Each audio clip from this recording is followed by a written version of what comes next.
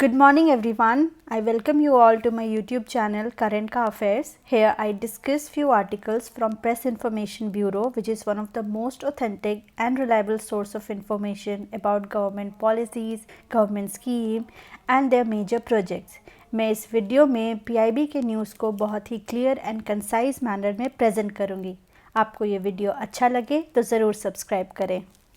आज के वीडियो को शुरू करते हैं with the importance of the day. आज है 18 अप्रैल और आज के दिन हम मनाते हैं वर्ल्ड हेरिटेज डे, या फिर आप कह सकते हैं the international day for monuments and sites. इस दिन हम सेलिब्रेट करते हैं हमारे नेशनल हेरिटेज, हमारे नेशनल मॉन्यूमेंट्स को, और also we try to create awareness for the preservation of these heritages. It was established by the International Council on Monuments and Sites, which comes under the aegis of UNESCO, and it was approved by 22nd UNESCO General Conference in 1983. So we are celebrating this Heritage Day since 1983 और इस साल की theme है Heritage Changes। आज के video में हम इन सारे टॉपिक्स पे डिस्कशन करेंगे। First will discuss about world heritage site, then PTP-NER ये क्या है हम समझेंगे, Yuva portal, Saurashtra Tamil Sangam, then will discuss about recently held meeting of agricultural chief scientist, then Buddhist summit, and last में will discuss some of the honourable mentions. So let's start our discussion with the first topic, World Heritage Sites. So World Heritage Sites are cultural and natural sites. ठीक है, it can be cultural, it can be natural, which is considered to be of outstanding universal value. It is listed by UNESCO, that is United Nations Education, Scientific and Cultural Organization. ठीक है, ये उन heritage site को list करता है which has a special and cultural significance. It is maintained by UNESCO world heritage committee, जिसमें कि 21 UNESCO members हैं। Also these heritage should have outstanding universal values. ठीक है, ये बहुत ही इम्पॉर्टेंट है और इसके अंदर भी 10 क्राइटेरिया आता है जिसको मीट करते हैं तब किसी मॉन्यूमेंट को वर्ल्ड हेरिटेज साइट का स्टेटस मिलता है। Now, these heritage sites can be classified in 3 criteria: cultural, ठीक है, natural and mixed, ठीक है। और and India में total as of today we have 40 world heritage sites, जिसमें कि cultural we have 32, natural we have 7 and mixed सिर्फ एक है जो कि है कंचनजंगा नेशनल पार्क। तो ये बहुत ही इंपॉर्टेंट फैक्ट है, इसे आप याद रखेंगे। ठीक है, नेचुरल ये जो 7 है ये भी याद करना बहुत इजी है। जो भी फेमस आपको याद होगा ना, जो भी फेमस नेशनल पार्क है या फिर बहुत ही फेमस इन्वायरमेंटल साइट्स है, जैसे कि ये है इंडिया, तो ये हो गया वेस्टर्न घाट्स, काफ़ी फेमस है। ठीक है, सुंदरबंस मैनग्रोव्स के लिए फेमस है तो सुंदरबंस हो गया। 2 आप आसाम के याद रखना, काजीरंगा एंड मानस। ठीक है, तो काजीरंगा एंड मानस 2 आसाम से हो गए। इसके बाद 2 आप याद रखेंगे, एक हिमाचल प्रदेश से और एक उत्तराखंड से। हिमाचल प्रदेश में क्या है, great Himalayas national park, and Uttarakhand में क्या है, नंदा देवी। एंड लास्ट में याद रखेंगे राजस्थान का केओलादियो नेशनल पार्क। ठीक है, तो ईजी है आपको याद रखना, ये हो गया। नाउ कल्चरल में 32 है, ये भी काफ़ी फेमस हैं। ताजमहल हो गया, रेड फोर्ट हो गया, नालंदा यूनिवर्सिटी हो गया, जंतर मंतर हो गया जयपुर का, इसके अलावा सन टेम्पल जो कि काफ़ी फेमस है। ठीक है, और जो हमारा फर्स्ट वर्ल्ड हेरिटेज साइट जिसे मिला था वो था ताजमहल एंड अजंता एलोरा, इन दोनों को साथ में ही मिला था इन 1983। ठीक है, और most of the world heritage site है इटली में ना। यहाँ पे आप देख लेंगे कि जो लेटेस्ट है, ठीक है, लेटेस्ट अभी किसको मिला है, जो हमारा 40th वर्ल्ड हेरिटेज साइट है वो है Dholavira, which is a Harappan site, Indus valley civilisation का एक बहुत ही इंपॉर्टेंट साइट है, and it was known for water management system. इसके अलावा काकटिया रमप्पा टेम्पल, ये भी बहुत ही लेटेस्ट एडिशन है हमारे वर्ल्ड हेरिटेज साइट में। ये एक शिवा टेम्पल है और ये काकटिया डायनेस्टी के टाइम पे बनाया गया था। इसके अलावा आपको एक और चीज़ याद रखना है कि 2 सिटीज़ हैं जिनको वर्ल्ड हेरिटेज साइट मिली थी, और फर्स्ट सिटी कौन सी थी, अहमदाबाद सिटी।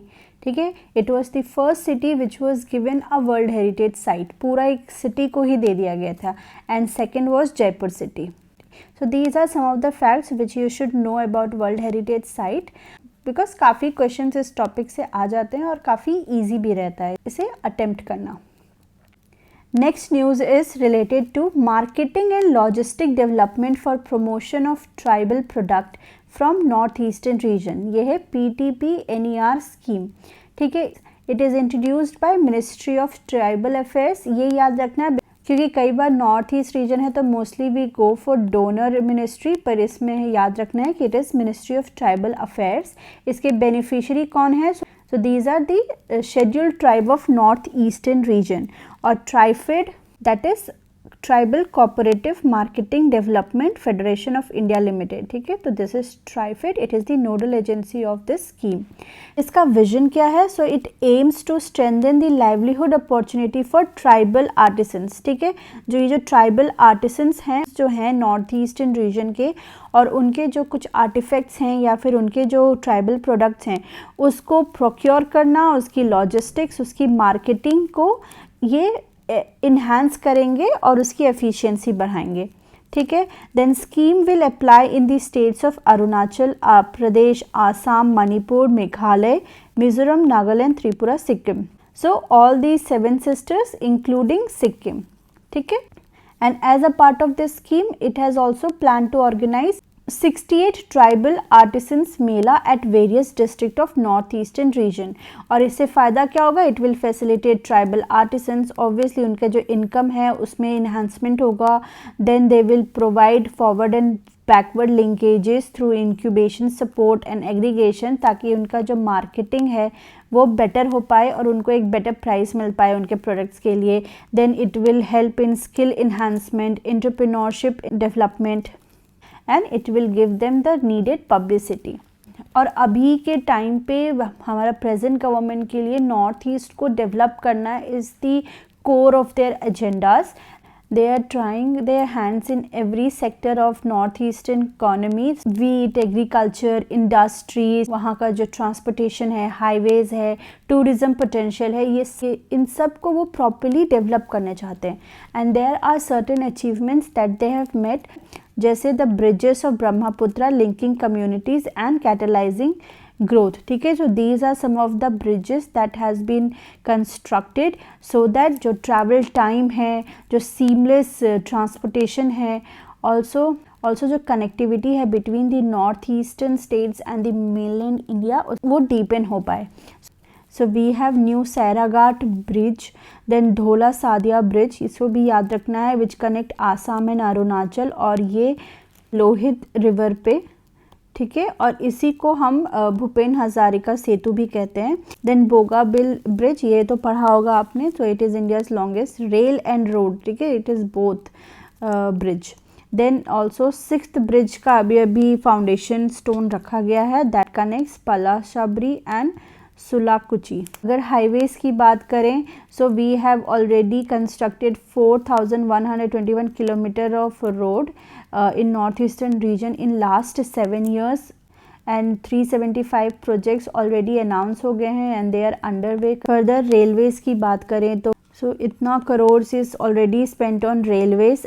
then भारत गौरव डीलक्स AC ट्रेन, जो कि गुवाहाटी के भी आगे तक के प्लेसेस को कनेक्ट करेगी। एयरवेज की बात करें तो बिकॉज ऑफ उड़ान स्कीम, ठीक है, उड़े देश का आम नागरिक के अंदर there are 64 routes are operationalized। Also see this, 9 airports थे in last 60 years and within 8 years we are now able to have 17 airports। So these are strategically developed so that वो जो connectivity है उसे हम deepen कर पाएँ। Next news है related to Yuva portal. इसे लॉन्च किया है डॉक्टर जितेंद्र सिंह, जो कि minister of state for science and technology हैं। और ये युवा पोर्टल क्या है? तो it will help in connecting and identifying potential young startups, ठीक है।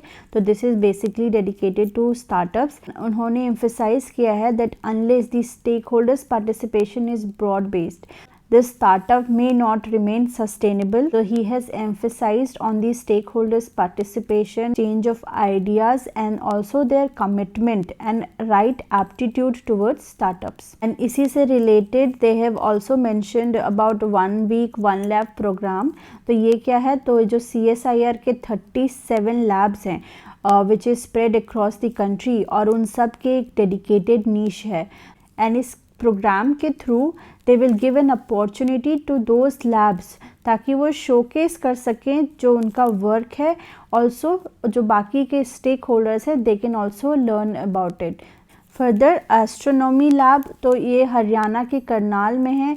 And he said that it will provide level playing field to all and even divyangs, ताकि वो अपने स्किल को फॉर्म कर सकें, आर्ट एंड क्राफ्ट को और इन्हांस कर सकें.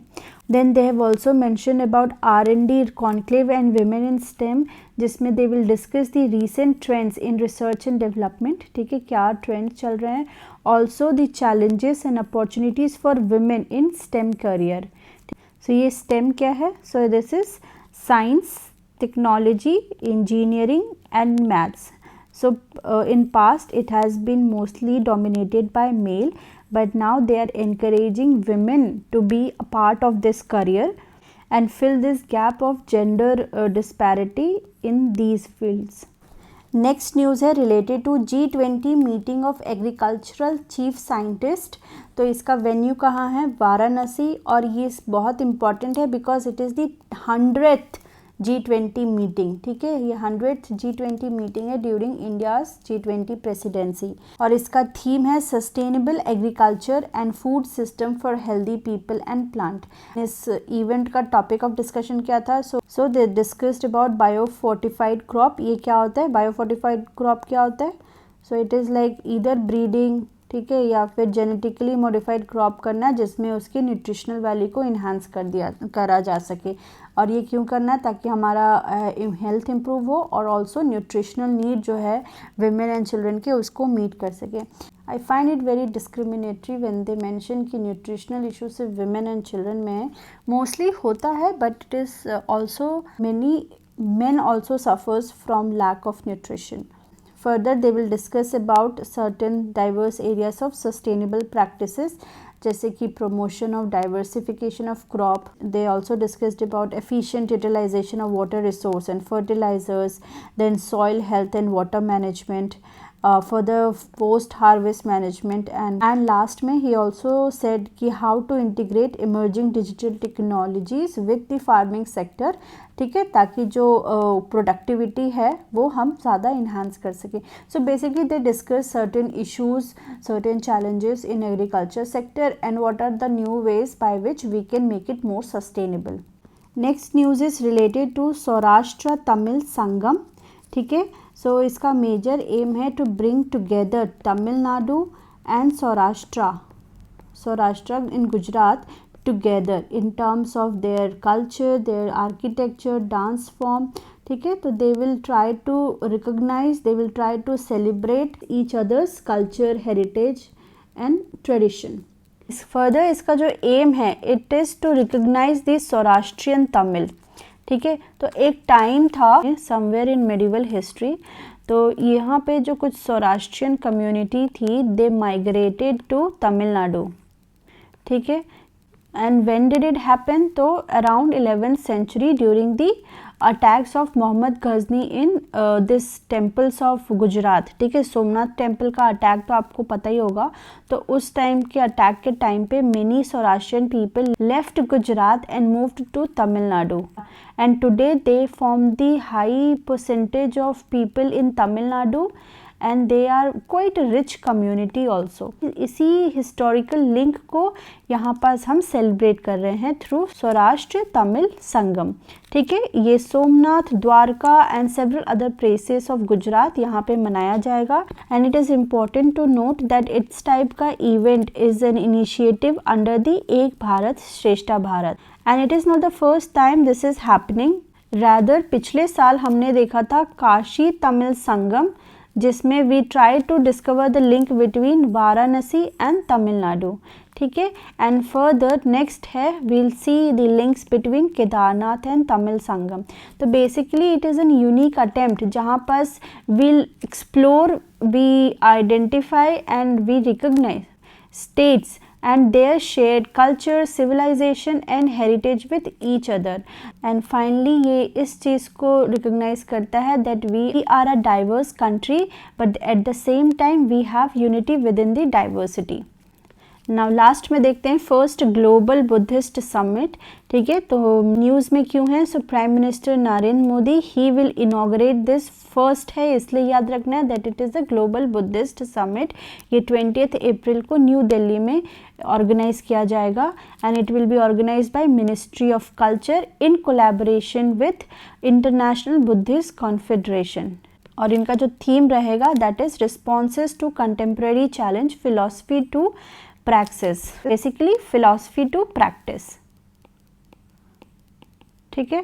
और इसमें काफ़ी जो प्रोमिनेंट बुद्धिस्ट मॉन्क है they will visit India and take part in this summit and they will discuss कि कैसे ये जो बुद्धिस्ट फिलॉसफी एंड थॉट्स है they can help us in the contemporary challenge, जैसे कि how this Buddhist dhamma can help in challenges like environmental challenges, health challenges in today's world, how we can ensure peace in such troubled world, also to how to make our progress sustainable. So these are some of the issues that will be deliberated upon. Now here are some of the honorable mentions. So state in news की बात करें तो Orissa news में है, why? Because for the first time they have conducted the census of mangrove pitta, ठीक है। ये है मैनग्रोव पिटा और इसका सेंसस हुआ है in 2 coastal district of Orissa जिसमें 179 such birds were sighted. These are mostly found around mangroves. ये नियरली थ्रेटेंड स्पीशीज़ हैं, so this census will help in understanding their distribution, their habitat और their breeding process so that they can be conserved. Next है news में personality जो कि हैं अप्पा साहेब धर्माधिकारी। ये एक वेटरन सोशल वर्कर हैं महाराष्ट्र से और इनको रिसेंटली महाराष्ट्र भूषण अवार्ड से सम्मानित किया गया है। वर्ल्ड न्यूज़ में देखें तो नेपाल न्यूज़ में है because it has become the founding member of International Big Cat Alliance, ठीक है। सो ये क्या है, सो बेसिकली इसमें they will try to protect all the species of big cats जैसे कि जैगुआर हो गया, पूमा हो गया, चीता हो गया, टाइगर हो गया। सो ये सबको कलेक्टिवली प्रोटेक्ट करने का ये अलायंस है जो कि इंडिया ने प्रपोज किया है।